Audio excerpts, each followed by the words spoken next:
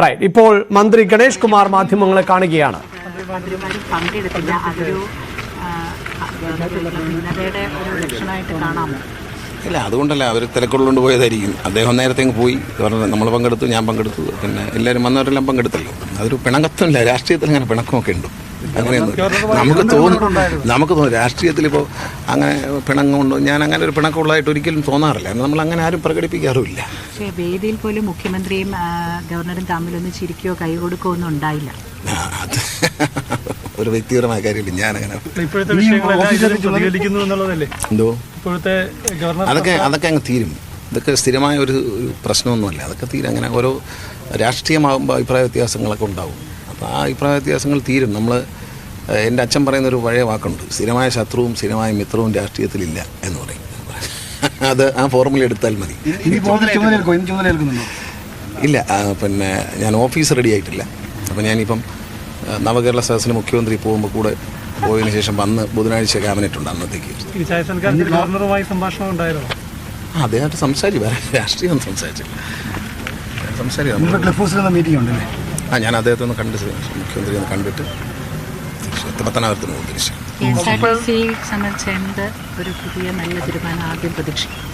ചെലവ് ചുരുക്കും. ജീവനക്കാർ അധ്വാനിച്ചു കൊണ്ടിരുന്ന പണം ഒരു സ്ഥലത്തും പാഴായി പോകാൻ സമ്മതിക്കില്ല. അതായിരിക്കും ബേസിക്കായിട്ടുള്ള ഫോർമുല. അത്രയേ ഉള്ളൂ. എല്ലാ ഓട്ടകളും അടയ്ക്കും. കാരണം നമ്മൾ ഈ വരവിനെക്കുറിച്ച് മാത്രമാണ് നമ്മളെല്ലാം നിങ്ങൾ റിപ്പോർട്ട് ചെയ്യുന്നത് എന്താ 9 കോടി റെക്കോർഡ് വരുമാനമാണ് കാണിക്കുന്നത്. എവിടെ ഈ പൈസ എന്നുള്ളൊരു സംശയം നാട്ടുകാർക്കും ഉണ്ട്, ജീവനക്കാർക്കും ഉണ്ട്. അപ്പോൾ ജീവനക്കാരുടെ ആ സംശയം അവർ തന്നെ പറയുന്നുണ്ട്, മാധ്യമങ്ങളിൽ തന്നെ പറയുന്നു കണക്കില്ല. സംഭവം ഞാൻ അന്വേഷിച്ചപ്പോൾ കണക്കില്ല. ഇത്രയും വലിയൊരു സ്ഥാപനത്തിന് ഒരു അക്കൗണ്ടിങ് സംവിധാനമില്ല, ഒരു HR സംവിധാനമില്ല. അപ്പോൾ അതുണ്ടാകുന്നതോടുകൂടി തന്നെ ഈ നമ്മൾ കണക്കുണ്ടാകുമ്പോൾ തന്നെ വലിയൊരു വ്യത്യാസം വരും. നമ്മളിപ്പോൾ ഒരു ഉദാഹരണത്തിന് ഒരു മൺകുടത്തിൽ ഇച്ചിരി വെള്ളം എടുത്ത് വെച്ചിട്ട് ഒരു മുട്ടുസൂചി ഓട്ട മതി. നേരം എടുക്കുമ്പോൾ വെള്ളം കാണില്ല. ചോദിക്കുമ്പോൾ ഒരു ചെറിയ ഓട്ടം ഇല്ലേ ഉള്ളൂ നമ്മൾ കരുതി. അതുപോലുള്ള എല്ലാ ഓട്ടകളും, അതായത് ഓഫീസിലെ വൈദ്യുതി ചാർജ് വരെ കുറയ്ക്കുക എന്ന ലക്ഷ്യമായിരിക്കും. അല്ലാതെ ജീവനക്കാരെ ശമ്പളത്തിൽ പിടിക്കുക അങ്ങനെയൊന്നുമില്ല. വെറുതെ വണ്ടി ഓടിക്കില്ല. ഒരു ഡീസലിൻ്റെ ഉപയോഗം കുറച്ചുണ്ട്. അത് ഇലക്ട്രിക് വെഹിക്കിളോ അല്ലെങ്കിൽ ഡീസൽ മൈലേജ് കൂട്ടുന്ന വണ്ടികളിലേക്ക് മാറും. അന്നേരം മുമ്പ് ഈ വകുപ്പ് കൈകാര്യം ചെയ്തത് വളരെ പ്രൊഫഷണലായി കൈകാര്യം ചെയ്തു എന്നുള്ളതാണ് ഒരു വിലയിരുത്തൽ. അപ്പോൾ ഈ ശമ്പളമെങ്കിലും മുടങ്ങാതെ നൽകാനുള്ള അത് തീർച്ചയായിട്ടും നമ്മൾ മുഖ്യമന്ത്രിയായിട്ട് സംസാരിച്ചിട്ട് അത് പെൻഷൻ എല്ലാം പരിശോധന, പെൻഷൻ ഒരുപാട് വർഷത്തെ കൊടുക്കാനൊക്കെ ഉണ്ട്. അതൊക്കെ ഒന്ന് കാൽക്കുലേറ്റ് ചെയ്യണം കറക്റ്റായിട്ട്. ഇന്നൊരു നമ്മളൊരു അക്കൗണ്ടിങ് സെക്ഷൻ ഇല്ല. ഈ കാൽക്കുലേറ്റ് ചെയ്ത പെൻഷനെ കറക്റ്റാണെന്ന് നമുക്ക് ഇങ്ങനെ പറയാൻ പറ്റും. അപ്പോൾ അതൊക്കെ ഒന്ന് മനസ്സിലാക്കേണ്ടിയിരിക്കുന്നു. ഒരാഴ്ച സമയം എനിക്ക് തന്നാൽ ഞാൻ ഇതെല്ലാം ഒന്ന് മനസ്സിലാക്കിയിട്ട് എല്ലാവരോടും സംസാരിക്കും. ഞാൻ നല്ല പ്രപ്പോസലുകൾ എന്തെങ്കിലും ഉണ്ട്, അത് ഞാൻ മുഖ്യമന്ത്രിയുടെ അനുമതി വാങ്ങിച്ചുകൊണ്ട് അദ്ദേഹം സമ്മതിച്ചു കഴിഞ്ഞാൽ തീർച്ചയായിട്ടും നടപ്പിലാക്കും. നമുക്കിത് ലാഭത്തിലൊന്നും ആക്കാൻ കഴിഞ്ഞില്ലെങ്കിലും ഇതിനൊരു മെച്ചപ്പെട്ട സർവീസായി നമുക്ക് കൊണ്ടുപോകാനും ജീവനക്കാർക്ക് ശമ്പളം കൊടുക്കാനും ഒക്കെ പറ്റും എന്നുള്ളതാണ്. ഈ ചിലവുകളെല്ലാം എവിടെയൊക്കെ നിയന്ത്രിക്കാൻ പറ്റും അവിടെല്ലാം പർച്ചേസിലായാലും എവിടെയായാലും നിയന്ത്രിക്കുക എന്നുള്ളത്. അതൊരു ഞാൻ നേരത്തെയും പറഞ്ഞൊരു കാര്യമുണ്ട്. മുറുക്കാൻകടയിലെ എക്കണോമിക്സാണ്. വരവ് കൂട്ടുക, ചിലവ് കുറയ്ക്കുക. അപ്പോൾ ചിലവിനെക്കുറിച്ച് ഇപ്പോൾ ഒരു ധാരണയില്ല. സത്യത്തിൽ ആർക്കെങ്കിലും ഉണ്ടോ? നമുക്ക് ആർക്കും അതിനെക്കുറിച്ചൊരു ധാരണ. നിങ്ങളിത് കൈകാര്യം ചെയ്യുന്ന ആൾക്കാരാണ്. എവിടെയെങ്കിലും ധാരണയുണ്ടോ? ആർക്കെങ്കിലും ഇല്ല. അപ്പോൾ അതൊരു ധാരണ ഉണ്ടാകണം നമ്മൾ. അതുണ്ടാകുന്നതോടുകൂടി നമുക്ക് ഗവൺമെൻറ് സഹായമില്ലാതെ കുറച്ച് നാളെ നിൽക്കാൻ ഒക്കത്തില്ല. ആ സഹായം കഴിഞ്ഞ 1.5 വർഷമായി LDF ഗവൺമെൻറ് KSRTC കൊടുക്കുന്നുണ്ട്. കുറച്ച് നാളുകൂടെ അത് തുടരേണ്ടി വരും. അത് പിടിച്ച് നോക്കിയിട്ട് ഞാൻ പറയാം. കാരണം സമരമൊന്നും ആരും ചെയ്യേണ്ട. ഞാൻ തൊഴിലാളികൾക്കെതിരല്ല, തൊഴിലാളി യൂണിയനെതിരല്ല. അങ്ങനെ ഒരു പ്രശ്നമില്ല. എന്നോട് സ്നേഹത്തോടെ ഏത് കാര്യവും പറയാം, ഞാൻ കേൾക്കും.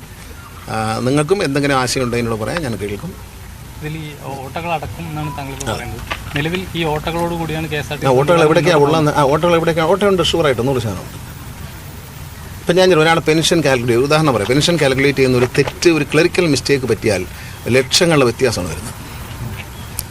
കിട്ടേണ്ട തൊഴിലാളി കിട്ടാതെയും പോവും, കിട്ടാൻ വെറുതെ നമ്മുടെ കാശ് പോവുകയും ചെയ്യും. അപ്പോൾ അവർക്ക് ഇതാണ് നിങ്ങളുടെ പെൻഷൻ ആനുകൂല്യം എഴുതി കൊടുത്തു കഴിഞ്ഞാൽ കൊടുത്തല്ലേ പറ്റും. അവർ കോടതിയിൽ പോയാൽ കൊടുത്തല്ലേ പറ്റും. അപ്പോൾ അതുകൊണ്ട് അത്തരം കാര്യങ്ങളിൽ ഒരു സൂക്ഷ്മമായ പരിശോധനയും ഒരു കാൽക്കുലേഷനും നമ്മൾ നടത്തണം.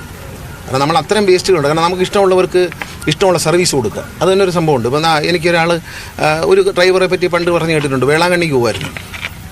ഡ്രൈവറും കണ്ടക്ടറും വേളാങ്കണ്ണിക്ക് സ്ഥിരമായിട്ട് പോകും. വേറെ പ്രധാന ജോലി എന്ന് വെച്ചാൽ തമിഴ്നാട്ടിൽ നിന്ന് സാധനങ്ങൾ വില കുറച്ച് വാങ്ങിച്ചുകൊണ്ടുവന്ന് ഇവിടെ കൊണ്ടുവന്ന് വില കൂട്ടി വയ്ക്കുക. അതിന് നമ്മൾ കൂട്ടു നിൽക്കാൻ പാടില്ല. നമ്മളൊരു പ്രൊഫഷണലായിട്ട് ഇതിനെ ഒരു ഓപ്പറേഷൻ എന്ന് പറയുന്നത് ഇപ്പോൾ ആരാണ് ചെയ്യുന്നത്? മാനുവലാണ്. സംഘടനകൾ അതിനകത്ത് കൈകടത്തുന്നു, ജീവനക്കാരതിനകത്ത് കൈകടക്കുന്നു, DTOമാർ കൈകടത്തുന്നു, എല്ലാവരും കൈകടത്തുന്നു. അത് കൈകടത്തൽ ഒഴിവാക്കിക്കൊണ്ട് ഏറ്റവും കൂടുതൽ ടിക്കറ്റ് വിൽക്കുന്ന സമയത്താണ് ഏറ്റവും കൂടുതൽ വണ്ടി ഓടുന്നത്. വളരെ സിമ്പിൾ ഒരു ഫോർമുലയാണ്. ഏറ്റവും കൂടുതൽ വണ്ടി ഓടുന്ന സമയത്ത് പറയുമ്പോൾ ക്യാഷ് കൂടുതൽ, ടിക്കറ്റ് മെഷീനിൽ കൂടുതൽ കളക്ഷൻ വരുന്ന സമയത്ത് കൂടുതൽ വണ്ടി ഓടണം. അത് കുറഞ്ഞിരിക്കുന്നത് കുറച്ച് വണ്ടി ഓടണം. പിന്നെ ഈ വണ്ടികൾ വരിയായിട്ട് പോകുന്ന നമ്മളിങ്ങനെ കാണുന്നുണ്ട്.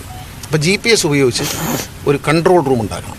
ആ കൺട്രോൾ റൂമിലിരുന്ന് നമുക്ക് ഈ സോഫ്റ്റ്വെയറിൽ ഒരു സോഫ്റ്റ്വെയർ ഡെവലപ്പ് ചെയ്യണം. ആ സോഫ്റ്റ്വെയറിൽ നമ്മൾ ആ സോഫ്റ്റ്വെയർ പൈസ ചിലവാക്കിയാലും ഉണ്ടാക്കണം. ആ സോഫ്റ്റ്വെയർ എന്ന് പറയുന്നത് ടിക്കറ്റ് മെഷീൻ്റെ കളക്ഷൻ ഡേറ്റയാവും. അതിനകത്ത് ഈ നമ്മുടെ GPS-ലെ വരിയായിട്ട് പോകുന്ന പ്രശ്നം ഒരു പൊസിഷനിങ് ഒരു ഡേറ്റയാവും, ഡ്യൂട്ടി പാറ്റേൺ ഒരു ഡേറ്റയാവും. ഈ 3 ഡേറ്റ എൻ്റർ ചെയ്ത് കഴിയുമ്പോൾ ഒരു ഷെഡ്യൂൾ കമ്പ്യൂട്ടർ തന്നെ പ്രൊഡ്യൂസ് ചെയ്യണം.